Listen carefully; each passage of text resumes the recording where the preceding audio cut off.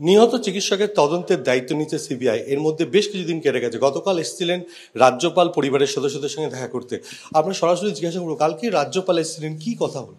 রাজ্যপাল আমাদের আশ্বস্ত করে গেলেন আমাদের যে সমস্ত যতটা সহযোগিতা করতে পারেন তত। আমরা বললাম কে দায়িত্ব নিয়েছে কী নিয়েছে এটা তো আমরা জানি না, আমরা সঠিক বিচার চাইছি, কিন্তু বিচার ব্যবস্থাতে এখনও কতটা এগোয়নি, সেটা তো কোনো রেজাল্ট এখনও তো বিচারে আসেনি।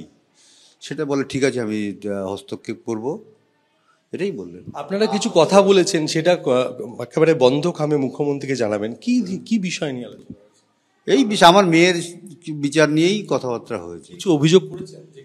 না না না, এটা অভিযোগ করিনি আমরা কোনো। আমরা কিছু বিষয়ে জানি না। আমরা তো ডিপার্টমেন্টকে সবসময় ডিপার্টমেন্টের বিরুদ্ধে অভিযোগ করেই আসছি। আর কি করতে পারি, আমরা তো আর কিছু জানি না। কারণ যেখানে আমার মেয়েকে সুরক্ষিতভাবে পাঠিয়েছি আর কি, তাদের কাছেই তো আমরা বিচার চাইব, তাদের কাছেই তো আমরা কিছু আশা করব যে তারা কিছু বলুক। কিন্তু তারা তো এখনও কিছু বলছে না। আজ পর্যন্ত আমাদের সঙ্গে কেউ যোগাযোগ করেনি।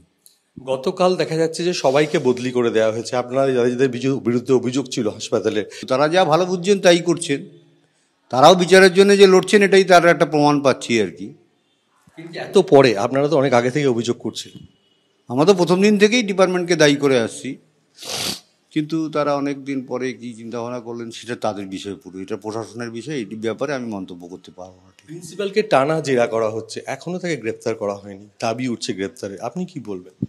দেখুন, এগুলো যারা বিচার করছে তারা বলবে, আমরা কি করে বলবো? আমরা চাই কোনো রাজনীতির রং নয়, কে সিবিআই, কে সিআইডি, কে হাইকোর্ট, সুপ্রিম কোর্ট, আমরা কিছুই বুঝি না। আমরা চাই মেয়ের যারা দোষী তারা যেন ধরা পড়ে, দ্রুত এবং সঠিক বিচার হয়।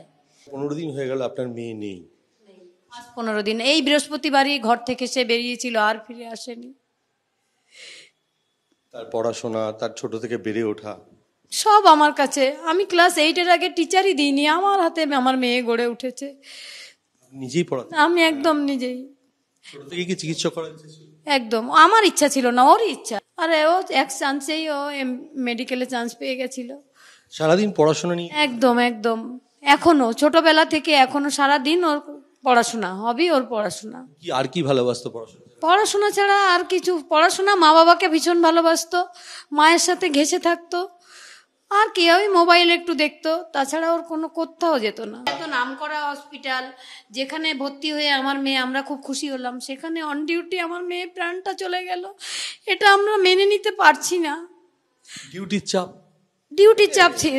ওগুলো চাপ নিতে অভ্যস্ত। 36 ঘন্টা ডিউটি করে এসেও আমার মেয়ে পেশেন্ট দেখতো, পেশেন্ট দেখে রাত্রে পড়াশোনা করতো, ওর কোনো সমস্যা হতো না।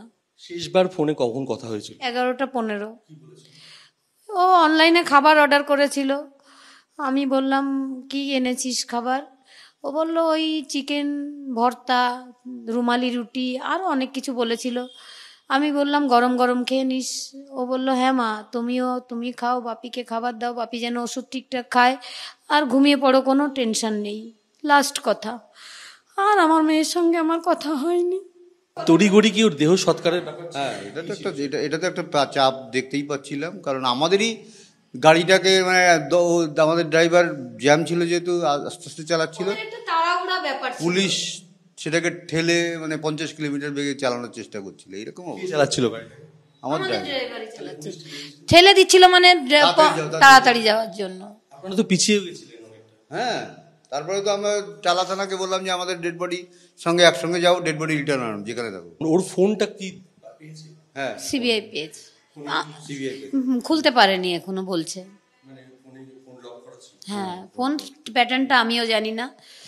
আগের ফোনটা আমার দেওয়া ছিল ফিঙ্গারপ্রিন্ট, এটাতে আমার দেওয়া ছিল না, তো নতুন ফোন ছিল। ফোনের মধ্যে তো অনেক তথ্য ছিল, হয়তো বার হবে, আমরা জানি না। চেষ্টা করছে খোলার। যিনি ফোন করেছিলেন তিনি বলেছেন যে জানতেন না, তিনি আচমকাই বলেছিলেন যে আত্মহত্যা করেছেন। না, একটা ঘটনা হসপিটালে অন ডিউটি ডক্টরের সাথে ঘটে গেছে, ডিপার্টমেন্টের লোক তারা এরকম কথা বলে দেবে? জানবে না, এটা হতে পারে না, এটা আমি বিশ্বাস করি। এটাই আমার এর বিরুদ্ধেই আমরা তীব্র প্রতিবাদ প্রথম থেকে করে আসছি। এর জন্য আমরা প্রতিবাদ করেছি প্রথম থেকে। আপনাদের মেয়ে কখনো বলেছিল যে হাসপাতালে বাইরের লোকদের আনাগোনাই, সঞ্জয়দের মতো লোকদের? না না না, এইসব কথা বলতো। কলকাতা পুলিশের ভূমিকা নিয়ে তৃণমূলের অন্দরই, মানে দলের অন্দরই এত ক্ষোভ উঠছে যে পুলিশের ভূমিকা, সেটা আপনারা কি দেখলেন? পুলিশ তো 4 দিন ধরে আমরা তো দেখলাম যে তারপরে তো আমরা কোর্টের কাছে গেলাম যে ভালো এজেন্সি দিয়ে এটা তদন্ত করি। পুলিশ কাজই করেনি, পারছে না কি জানি না, কোনো মানে স্টেপই নেয়নি। মুরলীধর পুলিশ ব্যবস্থা নিলে ভেতরের একটা খবর, ভেতরের লোক এতদিন ঠিক ধরা পড়তো, পুলিশ ব্যবস্থা নেয়নি বলে ধরা পড়েনি। হয়তো কিছু প্রমাণ নষ্ট হয়েছে, না হলে কেন এতদিন ধরা পড়ছে না এখন মনে হচ্ছে, আমরা জানি না। আর্জি করে ভাঙচুর ওটা এত বিশ্ববাসী প্রতিবাদ করছিল, হয়তো প্রতিবাদের ফোকাসটা নাড়িয়ে দেওয়ার জন্য ওটা হয়েছিল, আমি জানি না। আমরা চাই যারা আমাদের দোষী, জীবনে আর চাওয়ার কিছু নেই, কিছুই নেই, আমাদের জীবন থেকে সবই হারিয়ে গেছে। আমরা যারা দোষীরা এখন দোষী, শাস্তি তারা পেলে যেন একটু বিচার। আমাদের ক্ষতে বলে হবে, এই ছাড়া আর কি হবে।